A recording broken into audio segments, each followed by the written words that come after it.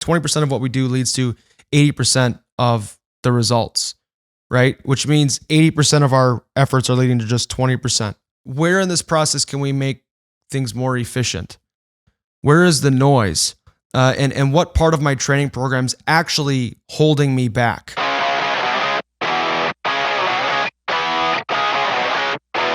Hi, everyone. Welcome to the Curious Competitor Podcast. I'm your host, Connor Carrick, and with us today is Christian Burrus and Jeremy Tucker from Adapt Fitness. Full disclosure, I am an advisor with Adapt Fitness. I'm really excited about this fitness app. I think it has an offering that I, as a young athlete, as a young hockey player, would have really benefited from. I was telling Jeremy and Christian before we press record today, my training program when I was around 12, 13, I used to just go show up at the local sportsplex, it's called. And it had all these training recommendations, like if you're an average Joe, if you're a semi-competitive athlete, all the way to if you're a professional bodybuilder. And it had, on the poster, it said the average professional bodybuilder trains 6 days a week for 4 hours or longer. And so that was really my only guiding North Star. I thought to myself, I'm like, well, pro athletes, I'll bet they work harder than bodybuilders. So I'm just going to stay here 4 hours and 2 minutes. And that was basically the entirety of my training program. I would just go machine to machine, jam some leg presses, some lat pull downs, go hit the elliptical if I thought, one of the cute high school girls was over there. And, that was essentially where I started. And now I've been able to meet some really high end people like Christian Burrus. We met now probably 12, 13 years ago when I was playing for the U.S. development team, and we'll tell that story. But Jeremy, Christian, please introduce yourselves, a little bit about your bio, and introduce why we're talking here today. Well, the cute girl in the gym might be the best motivation I've ever heard of, to be honest. But it's undefeated. Yeah, I hear you. It's so, just behind all over PRs everywhere. Exactly. But thanks for having us on. I started Adapt probably 6-8 years ago, and it was really aimed to just deliver really highly customized programming to non-pro athletes. So people who aren't afforded those opportunities to work with NHL strength coaches. And so we've had a good run, but I got my start at Harvard University with their internship program, worked at a prep school in Minneapolis, and then now in the development strength coach for the Chicago Blackhawks. So I travel around and get to work with our prospects and our minor league teams and have a blast doing it. And also have a pretty good time working with Jeremy Tucker as well. Well, thanks, Christian. I appreciate that. That's the first time you said that. I was recording too, so we'll have that. We'll package that up, and we'll get you that. Tux. Yeah. So, how you doing, Jeremy? So, kind of my background is in marketing PR. It's a long story how I met Christian, but kind of the short version is I've come on board here recently to kind of help on the marketing and tell the story of Adapt. Just share what these guys are doing, what Christian built, and kind of blow it up and bring it to the masses. Awesome. So Christian, a key part of the Adapt Fitness app is the virtual conversation between athlete and a really high-end strength coach like yourself. So what is that conversation? What is the app? What is it particularly looking for? And how will it program based off of what is said in that conversation? Yeah, so maybe the first step would be to consider what it's not. And unfortunately, what we see all too often in the industry is one workout that's applied to an entire team. And that, even if the program is amazing or the workout's amazing, it's still very generalized to the team itself and not for the individual. So that's a problem. And the two conversations that are meant to make up for those deficiencies that we commonly see is if you have a NHL strength coach that's working with a single player, Connor as an example, you would walk in and ask Connor, what injuries do you have? What equipment do we have available for this session? And then leading into the future, what does your game schedule look like? Or, do you have a game today? Are you in the off season? Game tomorrow? How I would program for that is very different based on those responses from the athlete. And then there are other things like restrictions for injuries, technical ability. So how well do you move? If you're a middle schooler versus high school versus NHLer, those are very, very different movement pattern competencies. And we want to make sure we're adjusting for that. So that not only is it important to adjust and customize for the individual because from an injury perspective, but also from a confidence perspective too. If they just aren't getting a particular movement, that could set them up for failure just from a mental perspective. And we want to make sure that it's appropriate for that age group and technical ability. So that really sets the overall roadmap. And then the second conversation you can think of as every day, and we have an everyday approach because it's modeled after how things are typically done in the NHL. Every day we're going to do something in the gym. And that's something, if it's a game day, might be game day prep, which is just 10 to 15 minutes. Or if it's in the off season and Connor's feeling really good, that could be a tough workout. That's an hour and 20 minutes long. But we are able to make those adjustments in person. It's very difficult to do that with technology, and that's really what we wanted to solve for. So that pre-routine conversation that we have in place, that's meant to go over how are you feeling, how'd you sleep, what's your motivation look like, and cover that base. So the immediate, in the moment needs of the athlete. And once we were able to understand those two conversations and categorize them, then we started building some algorithms on the back end to actually shoot out the appropriate, workout routines for that individual. So it was a pretty long process to get to this point, but now we're at a stage where if working with an NHL strength coach is an A+ experience one-on-one with an athlete, we feel Adapt is in that, A-, B+ range. But the difference is now we can scale that up to 100,000 people and deliver it to the masses in the hockey community. So I know it was a long-winded answer, but really that highly customized programming, as you would see at the NHL level, we really wanted to bring that to the masses. So in short, that's the main purpose. Yeah, when I was a younger player, what this process sort of looked like was I used to, at the beginning of a training season, I used to take my video phone and send Kevin Ziegler just videos of whatever gym I was at, whatever equipment was available for the foreseeable future, and in the next week or two, he would punch out a program, and I would go off and blindly do it. So I understand from a risk reward analysis as a young athlete, absolutely having a set of eyes on you to correct in real time for fatigue, improper form. That is sort of the Cadillac, but that not everyone can afford a Cadillac either with their time or money. And so I help the user and the athlete understand a little bit of what goes into on the tech side, on the calibration side with Adapt Fitness. So I'll give some examples. What my experience was when I jumped on, it showed me a set of exercises ranging from something as simple as jogging all the way to something more complicated like a hang clean. And it asked me what my proficiency was in all these exercises along the way. And then I found, when I was able to punch in what equipment I had and how I was feeling that day, like it was a really comprehensively well-rounded training session. And then Christian, I also want you to touch on, I think what's really cool is how you can set your training goal based on what your needs are as an athlete. So generally I'm one that shows up. I think I'm generally very strong amongst NHL standards. I'm generally in great shape fitness wise, but on the speed development side, I think that was a focus for me, and how it sort of shifts the pie chart from a programming perspective. Like what's going on there? Yeah, that's a really important piece because there's so many variables to take into account. Like yourself, you're a veteran professional hockey player, and so you probably don't need to work on that strength piece as much as you may have when you were 18, 19, 20.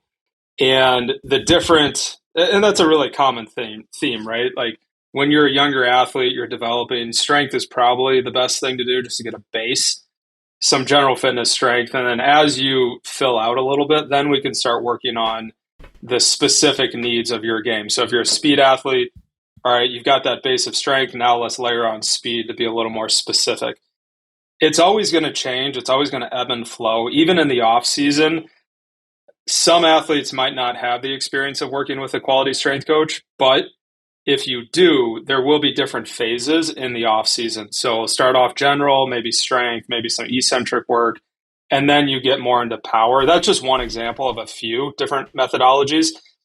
But at the end of the day, varying that focus and intensity is really important. And again, that's just one of many concepts that we're trying to integrate into the technology because it unfortunately is pretty commonplace for maybe an assistant coach or a parent to just throw a whiteboard workout up, write something on a whiteboard, and then the entire team goes through it without any real rhyme or reason. And that's definitely not the best approach for the athlete or the team as a whole. So Jeremy, Christian, I'll leave this open-ended for both of you guys. What we're really, the creme de la creme experience has sort of been defined, right? That one-on-one experience and attention from a really high-end strength coach. What I think we're really trying to do with Adapt Fitness is cater to those currently having really, really bad experiences, or let's call them blind experiences, athletes trying to program on the fly without an extensive educational background, with certainly a lot of will and self-discipline. And I applaud these athletes. I was one of them, kind of old school, just doing jump rope exercises out, on the concrete in the driveway, or, the old school, the dots, the 5 dots on the board and doing 30 seconds, on 30 seconds off. But what has been some of the success stories surrounding Adapt, both from an athlete individually coming to use the app and also from the team side? Christian, can I just jump in here real quick and say something on the? Sure. So I think just at one point to make on the comments you just made, and we were talking about this kind of offline, is I don't know that necessarily an athlete knows that they're at the bottom of the bottom in terms of the workout that they're doing, right? Like, you kind of put your trust into the person that you're working with. And so I think for me on the marketing side and telling the story of Adapt, it's more of it's education. Like, how do you don't know what you don't know. So how can we put like Christian and the guys involved on the back end of this app, these sports performance coaches, how can we get them front and center and educating people all over the place as much as possible? So someone actually goes, when they go and they look at the whiteboard and they're like, well, maybe this isn't the best use of my time. And so if we can tell that story on the brand side, I think we've accomplished our goal. And Christian, like, then, that's what we're really trying to accomplish. It's an education piece. So I just want to jump in and say that before Christian, you went in. Yeah. No, I agree with that. And it seems pretty clear to me that unfortunately there's this association with newer strength coaches where it's like, however sore I can make the athlete, that has some correlation with how good of a job I'm doing. And that's definitely ass backwards. And we hopefully are starting to like break out of that as an industry. I think slowly but surely it's getting to a better place. But once you do have that base level of fitness, you need to maintain it. You need to focus on the mobility, soft tissue, game prep, the rest recovery, all the stuff away from the gym. But it allows you to also focus on other avenues. So one of the philosophies that we do want to steer clear of is saying, similar to what you were talking about, where working out 4 hours a day in the gym, even an hour and a half in some regards, is probably too much. We can be more condensed so that you can focus on, if it's the off-season, skill development. If it's during the year, maybe it's some video work. So we want to make sure that we are doing the most effective training specifically for you so that you can focus on other avenues. And you're going to have to lean heavily on your coaches for some of that hockey technique related work. But I would like to think that we have a compelling process for giving athletes exactly what they need so that it's essentially a minimum viable dose. That's what we're looking to do. We're looking to trim away all the fat and give the athlete exactly what they need. Yeah, I really like that. I think go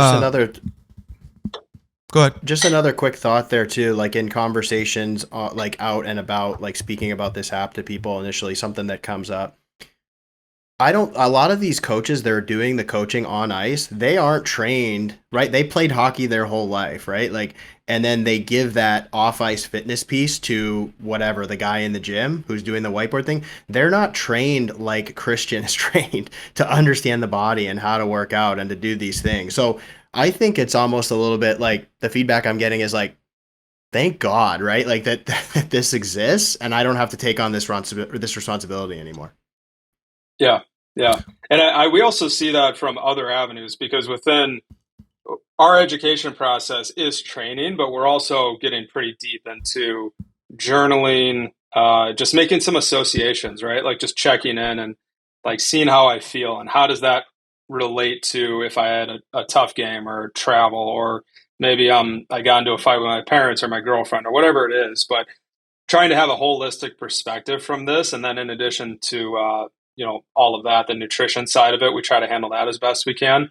So we really want to make it so that coaches and athletes don't have to think as much and don't have to be as confused, because that confusion it's tough. I mean, it would be foolish of me to spend the last 20 years of my life focusing on strength and conditioning and then assume that I know anything about the technical aspects of hockey. Like, I know a little bit, but relative to somebody that spent the last 20, 30, 40 years of their life as a coach. And so the reverse is true for strength and conditioning, nutrition. We're just trying to de-stress and make sure that they feel comfortable with the product that we're trying to deliver. Yeah, I agree. I think as an athlete, I could have used greater sense of support and education. That's what ADAPT is, in my opinion. I think it's hard enough to provide your best effort, which is what's asked of you as an athlete. When you compile that with the decision fatigue of trying to make some training decisions on your own, it can become very clunky. And I agree. I think, I lived the summer schedule, the off-season schedule as a pro athlete. Efficiency matters, and I think it's the one part of the training regimen that hasn't been accounted for. Like each of my coaches, I see a skating coach, I have a strength and conditioning and performance coach, I have sort of my skills coach. They all have suggestions for what I could be doing more of, and I, as the athlete, don't always feel that actually leads to a better on ice product. And so one of the ways I audit, the coaches I work with, even moving forward, is like, if you're not recommending I stop doing something, there's no room. Like all 24 hours of my day are accounted for. Right. I'm trying my ass off in the gym. So at the core of it, if you want me to add something, I really need your help in looking over what I can pull away from to make room, both from a time and energy perspective, which is what, something I think ADAPT helps fill that gap. Yeah. And I'd be interested to hear what you guys have to say, just because you were both fairly significant hockey players. I mean, the stress of needing to like train a certain way, or the stress of needing to figure it out, or the stress of blood work and then taking a bunch of pills, like that's a pretty big task. And sometimes I wonder if the stress of trying to stick to that schedule and worry about it, and through that lens of just like not having that education piece, is as bad as not having the plan in place to begin with. And I just wonder how do you guys manage that? Like one of the concepts that I've heard is, all right, you have a game, you played really well, and hopefully you're journaling your progress leading up to that game. And then if you played really poorly, like what did you do leading up to that? But I mean, how do you guys manage that as players? Because it seems like there are a ton of moving parts to keep track of. Connor, why don't you take that one? You're a little more significant hockey player than I was. Yeah, I'm chomping at the bit to do so. I knew there was a chirp when I said that.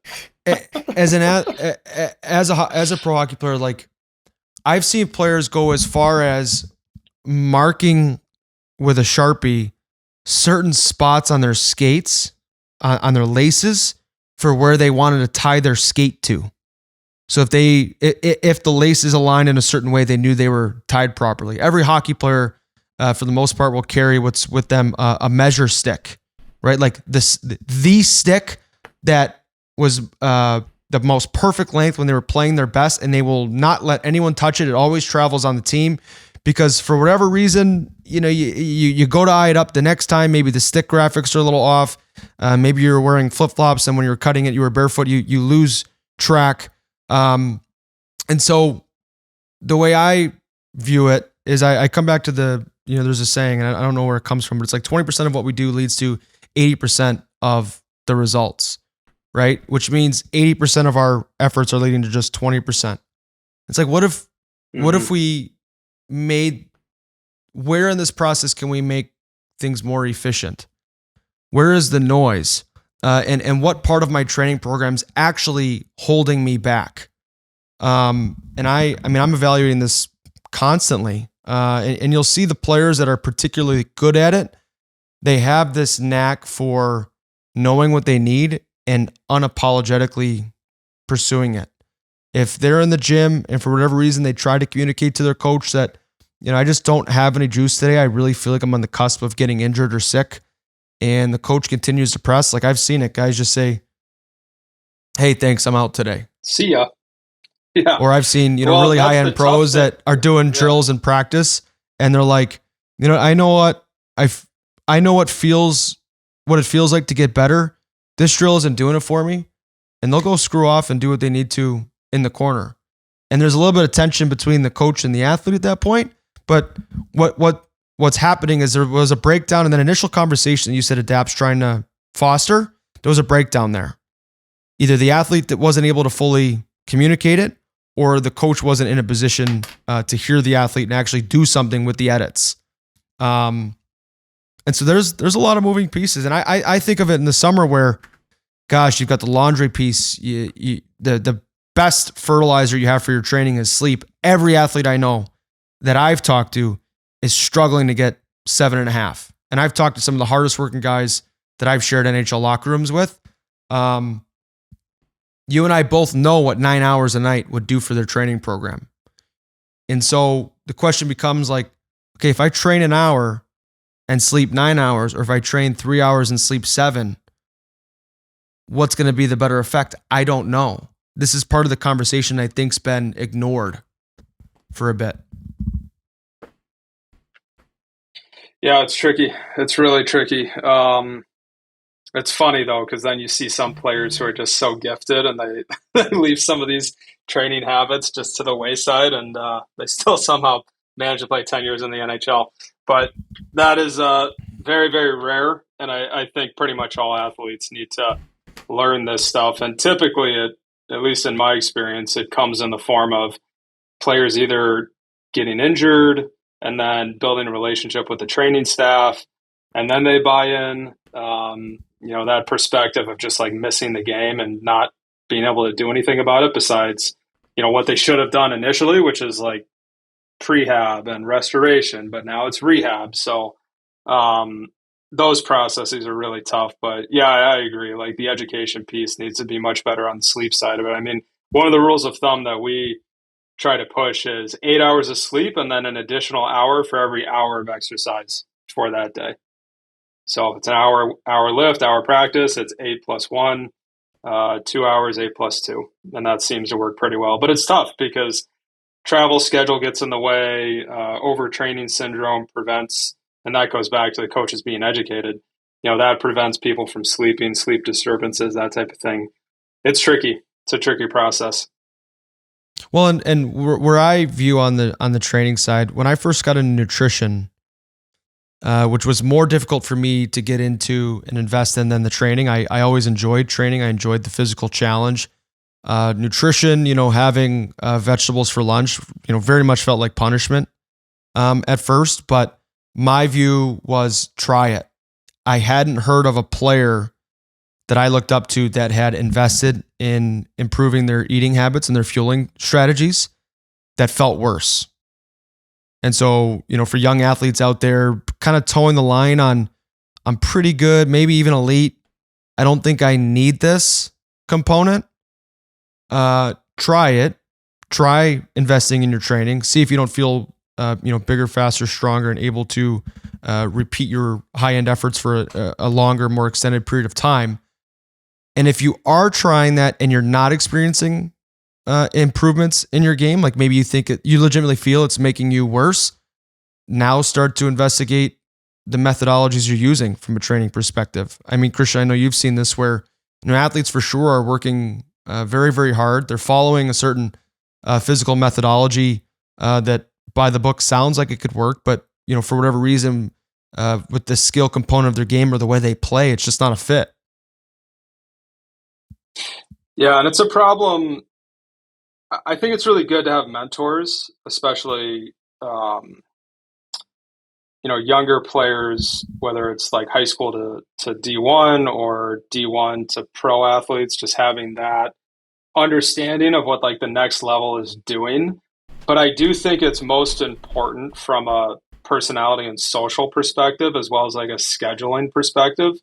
This is when you do what, and that could be like practice or sleep's an obvious one, or nutrition or the training. But what they're doing within that training session probably shouldn't be exactly what the other guy's doing. That's your mentor. It should be, again, specific to you.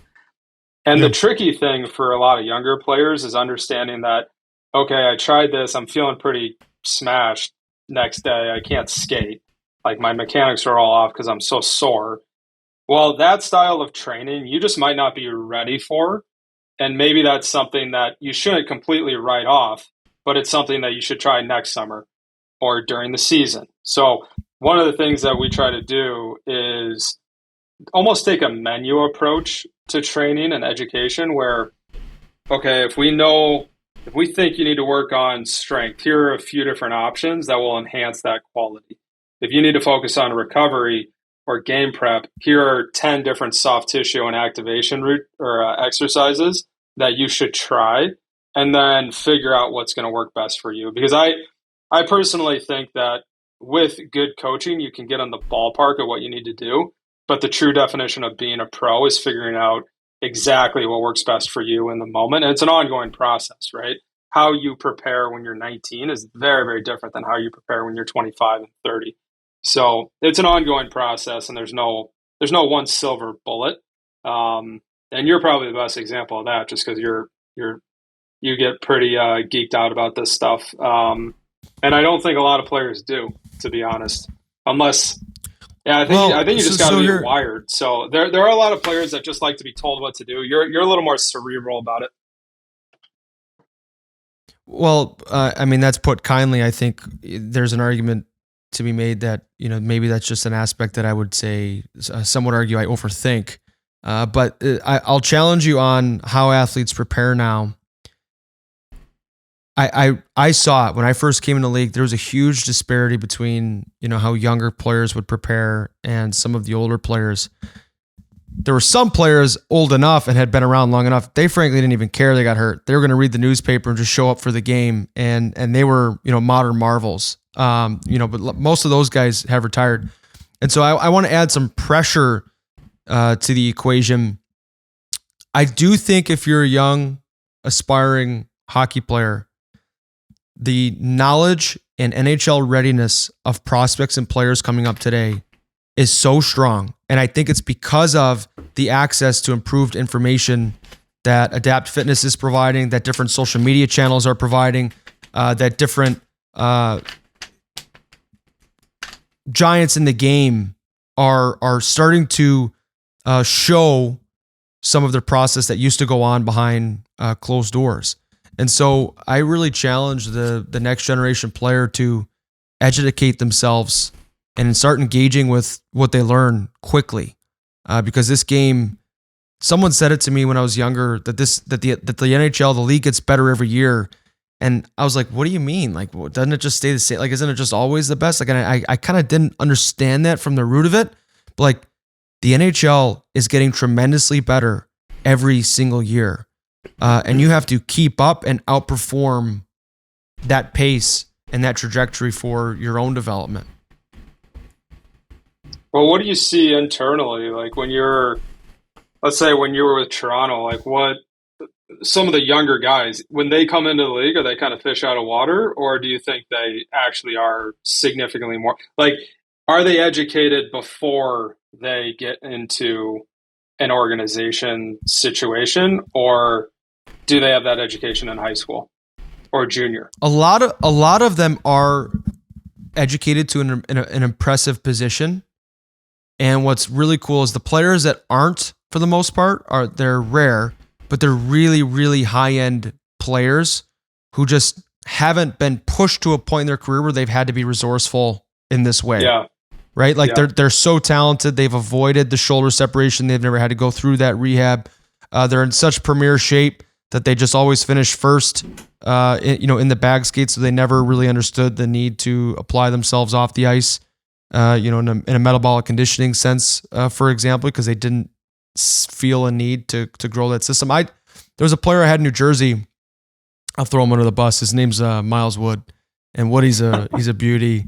But you look at him and he's built like a sprinter. Like he looks like he could go line up next to Usain Bolt and run the 100-meter sprint. Like that striation, that leanness. He's very, very strong, long, levers in terms of arms and legs. And I was bugging him the one time, like, Woody, like, do you actually do anything like to get faster? Because you are unbelievably fast. And he looked at me with a big smile and was like, man, actually no. And so I think that's a funny contrast. Woody, I think he actually had some injuries last year, and I wonder if he's being more innovative now. Now compare that with another raw talent similar to him. I think this is an interesting case study. Would be a Chris Kreider, who notoriously invests heavily in his talent development and in his off-ice strength component. I know that he's a diesel in the gym, both naturally, and he, kind of measures twice, cuts once to make sure no one's, he looks over his shoulder, make sure no one's coming up behind him, invests heavily in his off season and in even his in-season prep, 50 goals last year. Huge breakout season for him. He's been an NHL star for a long time, but it's always that question of how good can you be and for how long?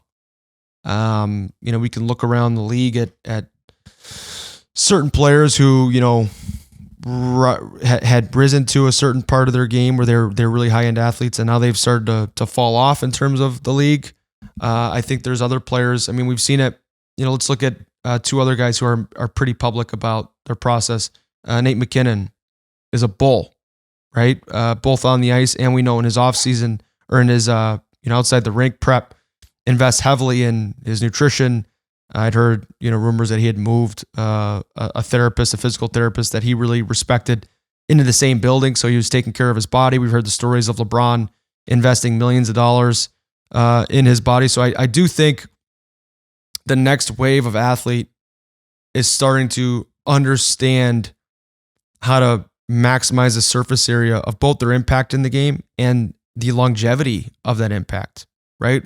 Michael Jordan didn't have LeBron's longevity, and there are reasons why. I don't know all of them, but I imagine, the premier stars of today's game, the Zdeno Charas, the Patrick Marleaus, they're playing till 42, 45. So if I'm the next generation, if I'm Austin Matthews, Patrick Kane, go on and on throughout the league, is 50 doable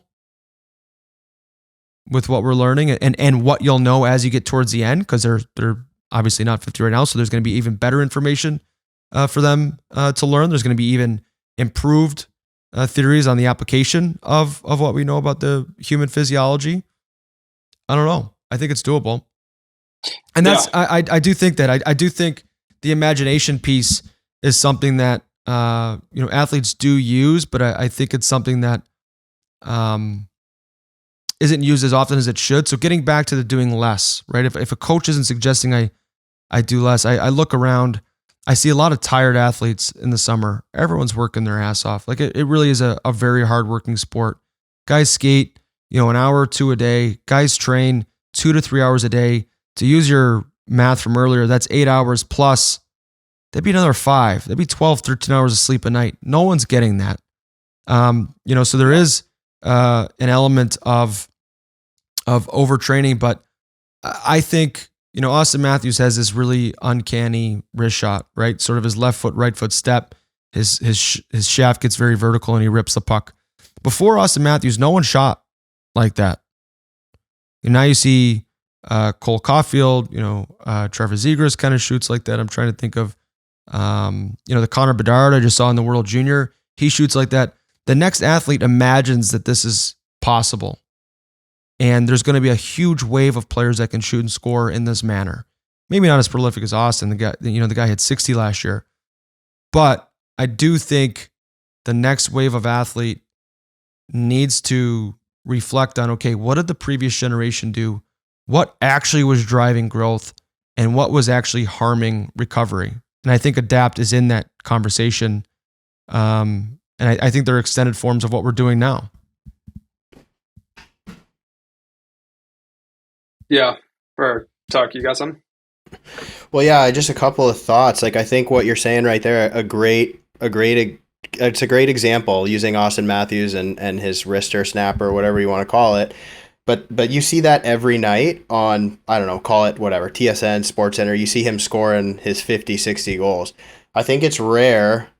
Like, when have you seen Austin Matthews promote, like, in the gym or, the shakes that he's putting in his body? You don't see that side, right? So, I mean, I think the first thought is if we can find, like, again, from like the Storytell side, and I think what Adapt does so well is it gives you access to all these things. But again, if you're not seeing it every day by these guys that you follow on social media channels or whatever, like, you're watching the games, if you're not seeing how they're preparing and you don't know what they're doing, it's hard to say, oh, well, I know he takes a snapshot and it's nasty. I can go out and practice that, but how do I practice the nutrition element, right? So it's about showing that. I think guys are getting better about it. I mean, obviously, guys like you are leading the way, but then I think the other piece and the other thought I have is that I think there's a gap too, man. I think like athletes nowadays, the ones that I talk to and I see anyway, they know they need to be doing all these things, right? Like, they understand that this exists. They understand that it's out there,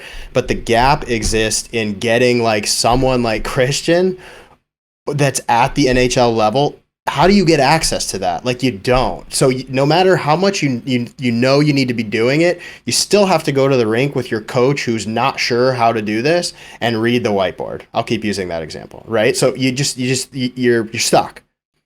Adapt provides I'm not, like I sound like a salesman here, but I think like Adapt provides a little bit of that, right? Like, you don't have to be stuck anymore. It's about getting out of kind of that rut, and I think everybody wins. The coach gets to kind of defer that because there's someone better who's doing it, and the athlete gets to kind of experience that upper level training, nutrition, and everything that goes along with it.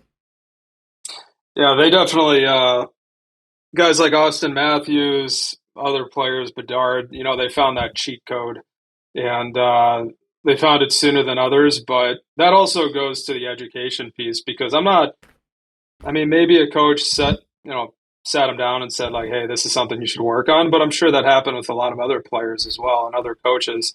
And what I've always found interesting is taking a holistic approach where the different categories, the nutrition, the stick handling, the shooting, the skating, and doing everything. But then, similar to off-season, in-season, the ratios at which you work on each of those mechanics or each of those qualities is going to be different. So in the off-season, obviously, sport performance off-ice training, that's the priority.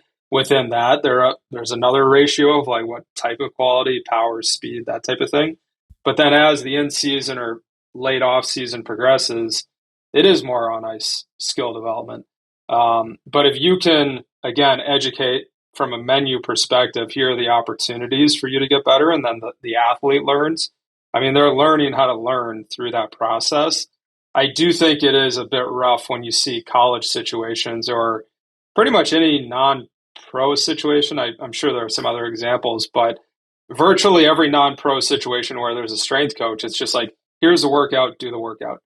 There's not a ton of back and forth, and that's definitely setting the athlete up for not the success they could have from the perspective of getting the most out of that workout, but also getting them to understand the underlying principles so that they can think for themselves. I think that's really the key long-term to being a good pro. I agree. And I think you touched on it, Christian. At some point as an athlete, you are responsible for your own development. And Adapt offers the athlete an opportunity to invest in their physical fitness in a way that's efficient, both from a monetary demand standpoint and from a time investment and equipment usage demand, which allows you more energy to investigate elsewhere in your game, because it is very difficult to seek out new skills. It is very time consuming, to go over video. And these are things that athletes do and should be doing. And Tux, one of the things I'll challenge you on is, we're talking about athletes nowadays showing a little bit more of their off ice component, and how athletes coming up, hockey players coming up, know that there is more investment on the off ice side, on the nutritional side. I agree. I think there's some really cool resources. Like I think, Connor McDavid, I think it was Whatever It Takes video. It's on YouTube. He discusses the rehabilitation with his knee and how extensive his program was.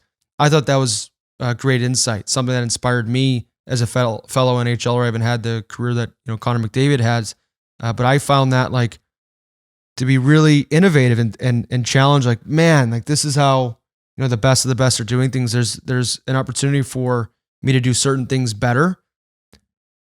Where I want to add pressure to this conversation again for the young athlete, is be aware that the best in the game will show you some of what they're doing.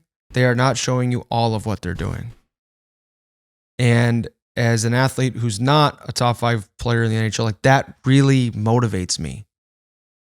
I want to get the most out of everything I'm doing currently. But if someone has an edge on me, I want to find it. And I want to use it too. And that's where at some point you have to decide as an athlete, am I open to a growth mindset or not? Am I just going to keep doing what I can to achieve the results I've always had? Or am I legitimately curious and ready to invest in myself in a way that, I might invest all of myself and not get better? And that would suck. I'll make all this sacrifice and hard work and not have improved results. But what if I do? What if I do apply myself and get exactly what I want? And I think that that's a very powerful frame of mind for the young athlete to try on for size. Yeah, it's scary. I mean, I definitely feel bad for the player. Also, being in the Minneapolis area, there are a lot of coaches. This isn't a Minneapolis thing. It's just hockey's obviously very popular here. But parents that really care, they're kind of in the same boat. They're just lost. And I think that the first phase of that education process is so important, just to orient yourself to the different possibilities.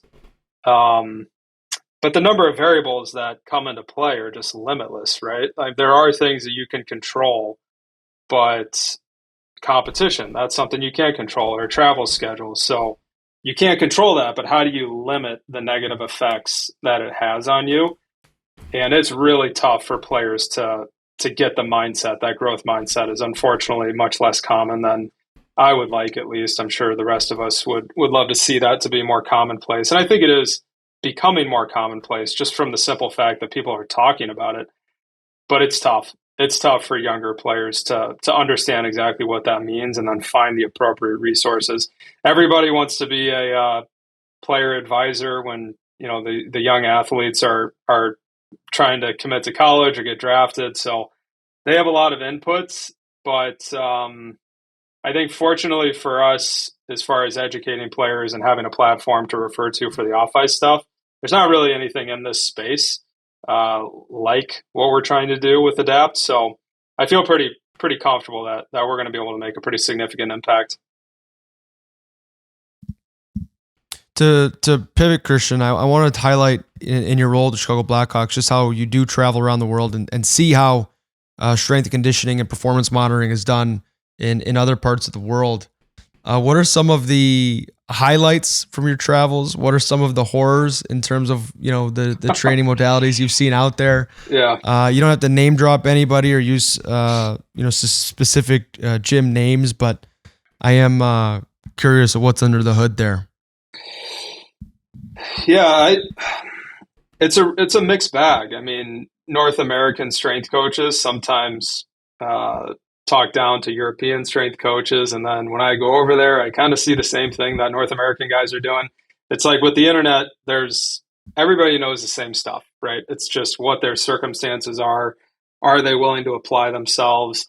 Probably the toughest situations that we encounter would be a football strength coach, and I'm being very general with this comment, but a football strength coach who happens to get a job training hockey players for a Division One team and decides that barbell back squat 2 days, 3 days a week during the season, heavy is probably a good way to train.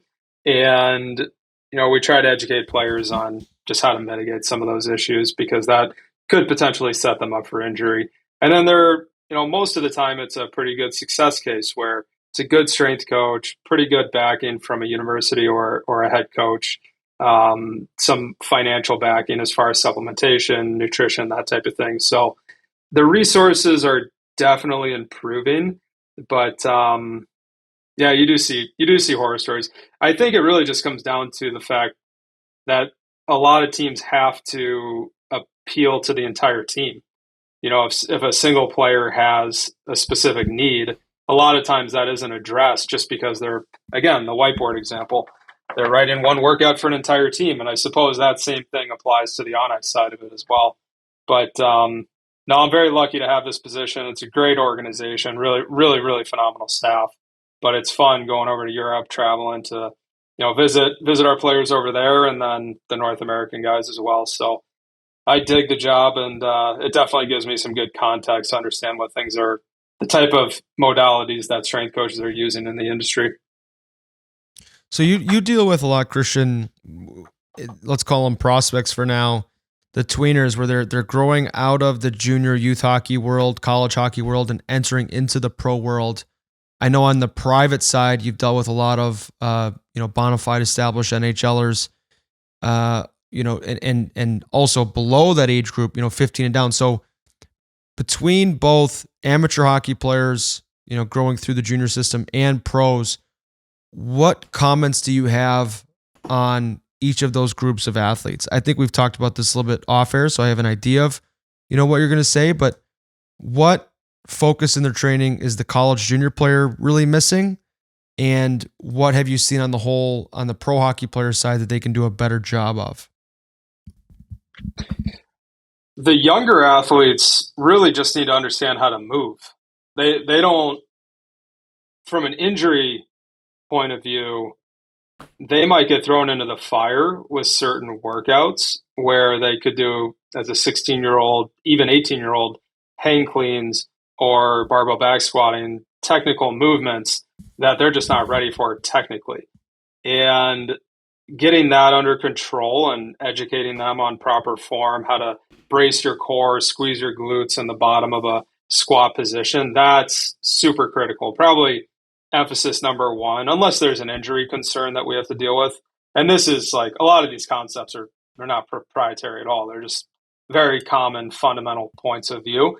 But that's the first thing to address. And then typically from 16 to 22, it's just filling out their frame, getting them to a position where, all right, maybe you've got a year or so, maybe 2 years of training in high school. Now we've got another 2 in college. You get to that age 20 range. That's when you start filling out your frame, maybe 21. But you don't want to go past that, right? Like there's definitely a rate of diminishing return where you do want to fill out your frame and have a really good base level of strength, but you don't want to get too far to the point where it's an injury concern or limits your speed or mobility. That's a pretty common issue as well. And once you reach that threshold, which should be fairly obvious to assess, it's typically you're not seeing as many strength gains. Maybe you do feel a little bit sluggish on the ice. So those are some indicators. But after that, it's really assessing, what's your game? Is it a speed game? Is it maybe some more strength because you're a power forward is the right thing to do? If it's speed, focus more on that and power. And then it seems that focus typically goes from 21, 22 till around when you see a decrease in off-ice performance. So your testing scores might diminish a little bit, but you're probably getting better at your game, right? Like you're a better hockey player, even if your off-ice testing results or even on-ice testing results are a little bit diminished by 5-10%. And at that point, it seems like most players benefit the most out of focusing on restoration, really high-quality warm-ups. They're still training, the volume might be a little bit lower, but that typically is a continuum that I've seen. And then every once in a while you get outliers where they're really developed at a younger age, and then maybe the process of working on specific parameters like speed or power is a little bit earlier. But I would say for the most part, the players that I've worked with over the years follow that template pretty consistently. I agree. And I think we talked about this a little bit off air. Was one of the things I've seen at the pro level that I didn't have a full understanding for when I was younger was the robustness in the face of a really brutal schedule. So they need to recover around the clock, and these aerobic systems just being so developed in the pro. I think that guys' ability to skate and do it again night in, night out for 82 to 100 games a year, lengthy practices, face of travel, your high minute guys are hitting 25, 30 minutes. As I've skated around, pros for, next year will be my 10th year in pro hockey. That's something that I did not recognize in my jump from junior. It was just how good a shape these guys were in from an aerobic capacity standpoint, and then from like an anaerobic repeatability standpoint. Yeah. And it gets tricky too, especially for college guys, because they play 40, 45 games for a season, and then they make that transition to pro, and they've played their entire college career by December. It's like, have fun with that. So there's a lot of education that goes into that as well. It's just like getting them to understand, like, can't train like you used to. It's probably good to do some aerobic conditioning and increase the volume in the off season as they transition from college to pro. So Jeremy, as we start to wrap this up, Christian, what have been some of the success stories with Adapt? Has there been any teams that have really been able to fill a fitness need on the individual side? What sort of feedback are you getting in the marketplace? Christian, you want to handle that one first, or you want me to? Yeah, no, you go for it. Yeah, so kind of my experience is fairly limited, where I'm coming on board relatively. I'm just honestly, it's probably been a month since kind of I came on board to kind of take the reins. But again, the feedback has been. We talked about this offline. It's been. I've kind of the people that I've introduced it to, and we've gone through some of what it's capable of. It's kind of knocked their socks off, I guess is the best way to put it. It's just something that they've never seen before. Christian does kind of his demo with coaches and some kind of directors of hockey, and then skills coaches. It's just one of those things that there's no access right now for something like this. And so the feedback has been, this is amazing. How do I get my hands on it quickly? But then, there's just kind of the stuff that we've been going through too. I think there's always the question of how do we integrate this into what we're doing, right? Because it is kind of like a transition. I think like there's the status quo way of doing things right now for these teams. And I won't use the example that we've used over and over again, but like, how do I incorporate this in without completely shocking the system? So it's positive, but there's some questions. But I think overall it's been everybody's been very receptive. Yeah. And I think there's also this component of, so Kevin Neal with the Bruins, Devin McConnell with Arizona, those two guys Kevin with the Bruins is our VP of performance, and he's been instrumental in just revamping the programming, some of the logic on the back end. And we get really deep, as do you, like Connor, you're very deep in the weeds on performance. And I think it's helped us to step back and say, how do we take these really, really complicated, advanced training methodologies and make them digestible for high school kids or high school parents, junior guys, maybe the junior coaches or high school coaches. They don't really care about the specific terminology. They don't care about getting into the weeds. They just want to know exactly what to do. So as much as we do get a lot of good feedback from the athletes who do like to get in the weeds, mainly the higher end pro guys, I think equally so, we get a lot of really good feedback from coaches and parents that just say, hey, it's nice to be told what to do and not need to think about this. And if we can take I think skill development and sleep are the two most important things that an athlete can do. But if that makes up 50% of somebody's development, maybe 60, I think adapt can cover the other 40%. And if an athlete or a parent just doesn't need to think about that 40% and just execute on what we're educating them to do, I think that's a pretty good bar for success. I think that's a very humble position, Christian, to come in for someone in your industry. I think it's very dangerous when a lot of these strength and conditioning coaches get their athletes home, from a hockey season for the summer and keep them sort of indoctrinated. This process in here in these gym walls is the end all be all. While I think the strength and conditioning is a vital component, something I attend to almost daily. I probably train 5 days a week for sure, 6 on average, where I'm at least doing something. I am a dad, so I try to keep Sundays, for pancakes and going to the park and things like that. But you need to attend to your strength and conditioning in an efficient manner so that you have room to sleep and do your skill work. So I really appreciate that method, that point of view. And at the end of the day, to recap, I think for the athletes out there, what Adapt Fitness is trying to assess is, what do you have to train today, equipment-wise, from a time perspective and from an energy perspective, and where do you want to go? When's your next game, and what are your goals physically? And we try to put you in contact with a program that's best for you. And I've been really impressed. I've used it. I had multiple weeks of travel this year where all I had was a hotel gym, or even just my body weight and some open sidewalk. And I was able to get after it in a way that, all I needed to do was provide the work ethic, and the results would follow. So Christian, Tux, I appreciate your time today. I really have a lot of time for what you're, trying to bring to the marketplace. I do think it is revolutionary. I think there's a lot of very tired coaches out there, unable to make just one more decision for their athletes, unable to customize, and this might be, a lifeline for them as well. So I'm interested to see where it goes, and I appreciate your time today, guys.